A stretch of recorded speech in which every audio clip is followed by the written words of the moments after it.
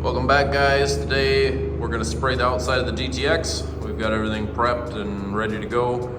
So we've done the engine bay, the inside, trunk.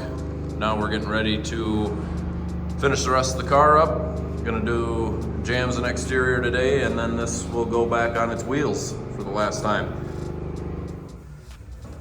So now we've got the GTX all taped up in the booth. It's kind of a process to tape a car that's done in the engine bay, the inside, the bottom. So basically we more or less double bagged this. We bagged it once, gumming up around the bottom from the rockers to the rockers, and then up forward to the front, and then the same thing on the top to do the window openings, the door openings, cover the engine bay, things like that. So we finally got that all wrapped up, and now Brad and Ryan are wiping it down with some water-based cleaner, followed by some wax and grease, and we're gonna get some paint on this thing. So right now we're getting ready to go in the booth. We're gonna start with sealer. We're using epoxy as a sealer. This is DPLV 50. We're gonna use this as a sealer. There's lots of reasons to use epoxy versus a urethane sealer. You get a lot less shrinkage with an epoxy. In the videos before, you could probably see there's a couple little tiny burn throughs. If we were using a urethane sealer, we'd have to reprime that.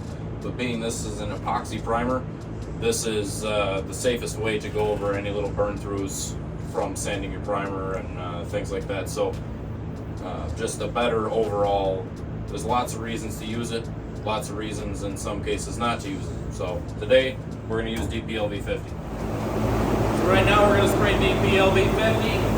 What I'm going to do, we want to keep a wet edge. So we're going to start on the bottom on this side and work our way to the bottom on the other side.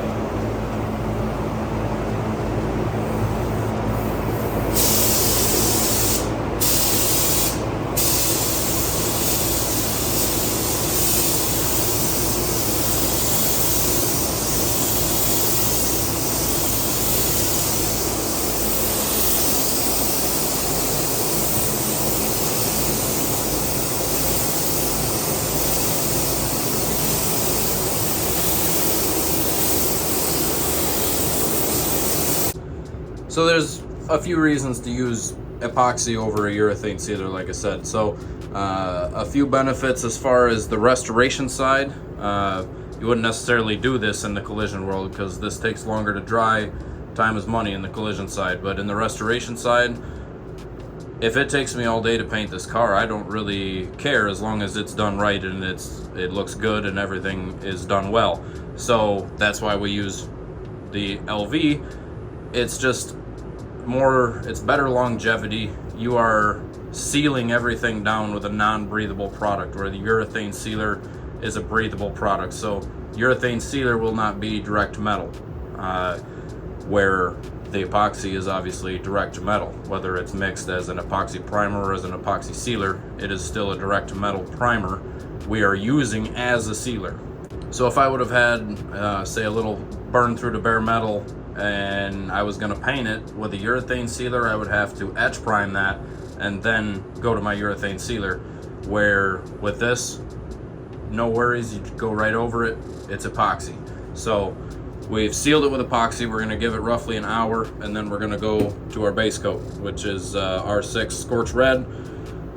Deltron, we're using the 1585, this is DT85. This is the new relabeled Deltron line. Basically what they've done with the NXT is they combined Global and Deltron into one paint line, Deltron NXT. So what used to be DT885 is now DT1595, and basically what it is it's more or less the same reducer. They took the Global reducer, which is a higher grade of reducer, and they put it into the Deltron line. So this 1585 is what used to be D872. So when I spray this epoxy, a lot of times I'll over reduce it to get it to lay out nice. And this laid out pretty nice. There's a little bit of peel in it, it's not too bad. You're gonna get peel no matter what, but that's why we cut and buff everything. So I'm gonna give this roughly an hour here, and we're gonna go on to our base coat. Another reason I like the epoxy better is it kind of seems to lay out better. It stays wetter a little longer. It usually lays out flatter than a urethane sealer.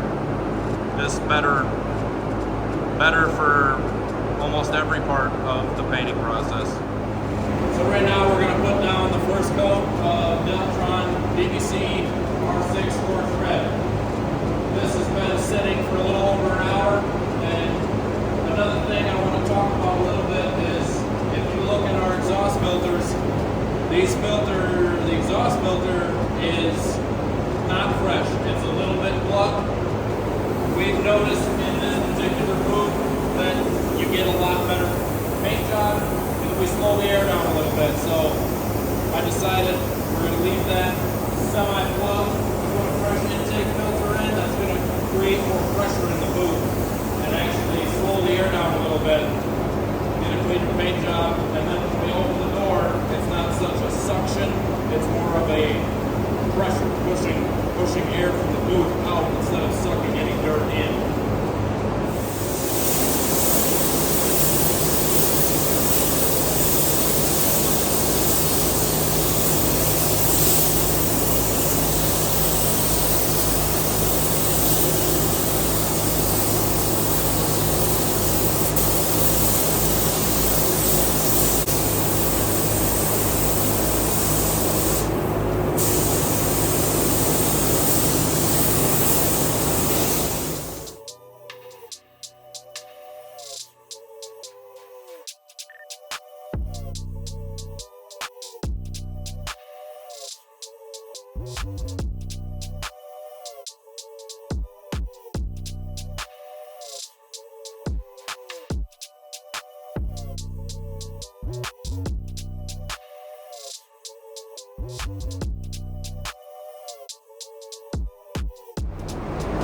So now we've got one coat of our DVC down. What I'm going to do is give this about 30 minutes. We're going to come in and do a little bit of de-nibbing. Any dirt that we see, there's a couple specks here and there. You can see there's a couple right there in the light. We're going to come in, hit those with some 600 very lightly, and just kind of knock the peak off of those nibs. Keep spraying base, and then on to clear.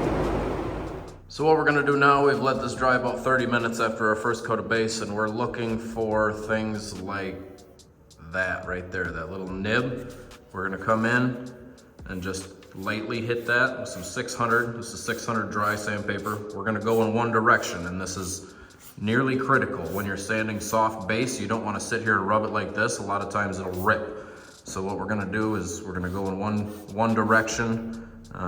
You can change directions, but only sanding in one direction. We're going to look this whole car over, sand out our little nibs, and then we're going to keep putting base on. 2 more coats of base and then on to clear. So now that I've got my 3 coats of base down, we shut the lights off in here, and I've got my sun gun here. We're going to look this all over, look all over the nooks and crannies, make sure we've got color everywhere up inside of these. Actually, I got all that pretty good. I'm sure I'll find something where there's no color. Up in this pocket right there, you can see it's not quite covered. That's what we're looking for right now. You can see all this a lot better with the lights off than you can with the lights on. When you have one light concentrated on what you're looking at, any areas that aren't covered, you'll see a lot better. Like if I look up in these taillight pockets, this stuff all looks pretty good. There's a little bit right in here that's not quite covered. I need to get some paint in there. We're looking for stuff like this up under this edge where there's no coverage right up in there. We're going to come in with the gun and touch all these little areas up with the lights off, with the sun gun looking at it. And after we do that, we'll be on to clear.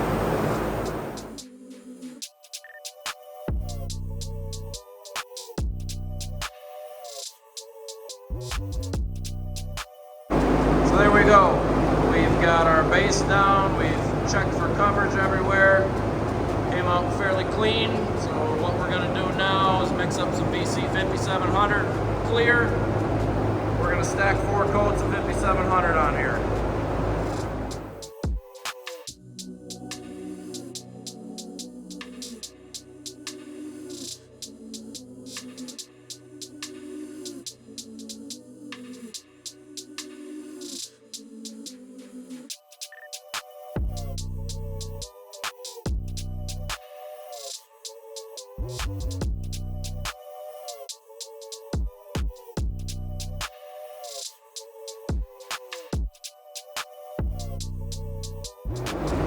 right now I've got 2 coats of VC 5700 down. And it's coming out pretty clean. But I want to talk about flash times a little bit. So when we stack more than 2 coats of clear, we need to modify and adjust flash times. So I did 1 coat, I gave it 15 minutes. Came in, give it another coat. Now I'm going to give it 25 minutes before the 3rd coat. After I lay the 3rd coat, I'm going to give it 35 to 40 minutes before I lay the 4th coat. And if I was doing 5 coats on this car, I would give it roughly an hour between 4th and 5th coats. So there we have it. We've got 4 coats of VC 5700 down. Laid out pretty nice. Pretty happy with it. Pretty clean. So what I want to show you guys now is the difference between a fresh paint job and one that has dried and has been cured with the infrared light. So right now, these bulbs are pretty decent. Everything looks pretty straight. There's a little bit of peel in this, but for the most part, it looks pretty glassy.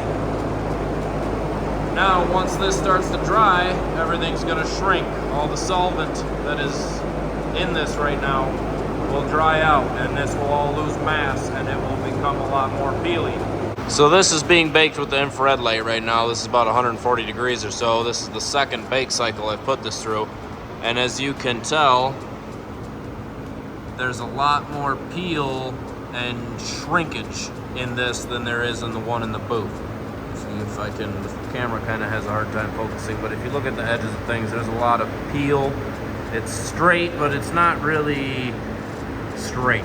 It's shrunken. It is straight in terms of bodywork, but the clear is not straight anymore. It is it's shrunken. It's lost its mass. It is cured, but not dry, if that makes sense. There's a difference between cured and dried. Cured happens in about 8 hours. These products are chemically cured. The isocyanates have binded, and they're out of the equation. Drying, however, can take years sometimes, so that's why we use this infrared light.